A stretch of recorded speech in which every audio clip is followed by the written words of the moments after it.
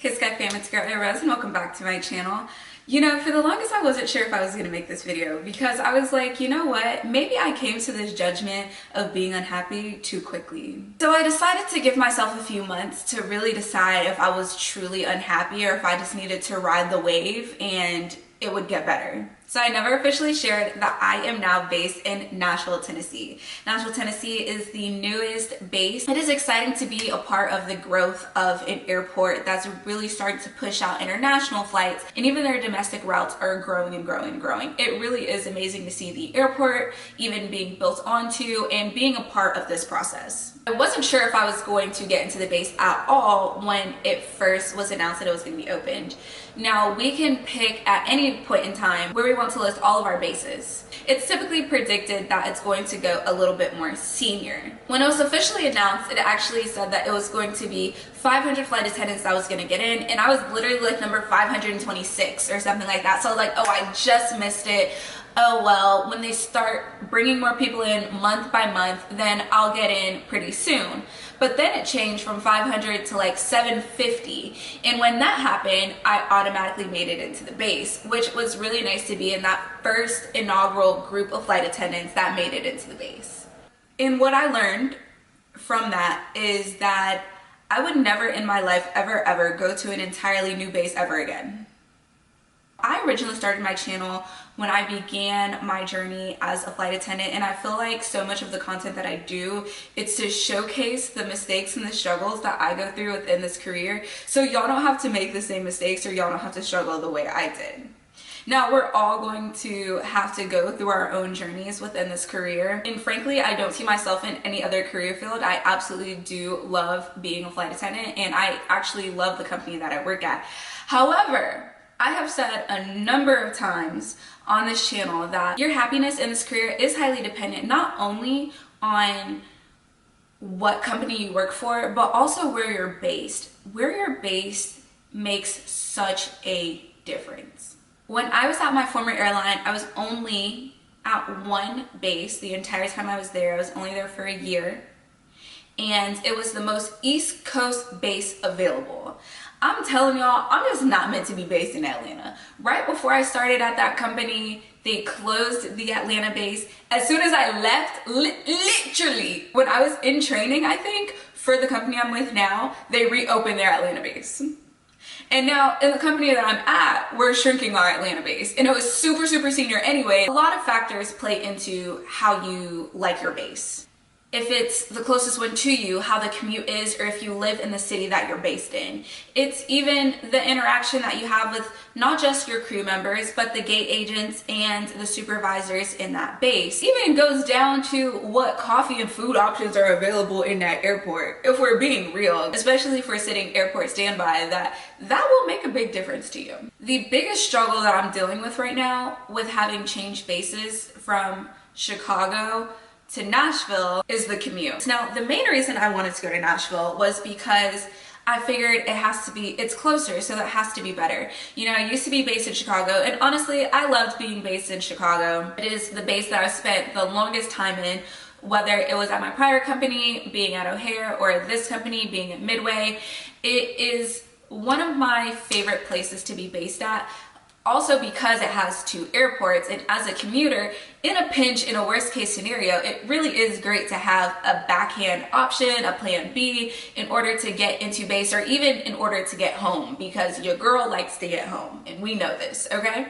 However, I figured it is going to be a new base, there will be new opportunities, it is much closer, it's actually even within driving distance. My drive to the airport, which is about 40 minutes, is basically as long as my flight from Atlanta to Nashville, which is about 40 minutes. The carrier that I usually fly on to commute doesn't even do service on that flight. That's how quick up and down that flight is, which is really nice. Until you get to the fact that the commute is actually very much a struggle. Whether you're new to the industry or you've been here for a long time, you probably know what commuter struggles are like. Even if you have been fortunate enough to always live in base, which you are a lucky duck. You have worked with crew members that have been rushing off of the aircraft once all the passengers are off in order to be able to catch the last flight home. And I've come to terms that I'll probably always be a commuter, but this commuter struggle was real. This is just a really transparent video for you all. It's not to discourage you from changing bases or coming into this career altogether. I've always just tried to give y'all the reality of it. And truthfully, I've always wanted to give y'all the silver lining of it while still being real with y'all. And I hope that's what y'all get from me. With any new venture, there are gonna be struggles, and that's why I said I didn't want to do this video too early, because I wanted to ride out the wave. Oh, this is not altogether on the company or the base. This is also my own doing, right? I chose to go into that base solely off of the thought that it's closer, it's a super quick flight, and worst case scenario, I can drive. I didn't take the time to look at what the routes looked like from Atlanta to Nashville, and that's really my biggest downfall. I think if I had looked at that and saw how few flights we had a day, then I wouldn't have been as eager or as quick to jump on the bandwagon. That's not to say that we might not have additional routes added during different times of the year, or even just more in general in the future, which will then make the process of getting to and from work a lot easier. But the biggest issue I've had is the commute, and having been a commuter for 3+ years and never really having this issue, it really hit home. Now, on the bright side, this is my first time ever being based in the South, and you don't really think about it till you're going through it, but this previous winter, I haven't had to worry about de-icing or a lot of the things that come with being based in a more northern state during the winter months, especially in a place like Chicago. In Chicago, I was a boots girl from September to May, okay? And it was warranted. Like, it was cold all the months, so it made sense to wear boots all that time. This year, I don't think I switched to boots until like December, maybe late November. I finally actually pulled out my boots, and I didn't bring my coat until December.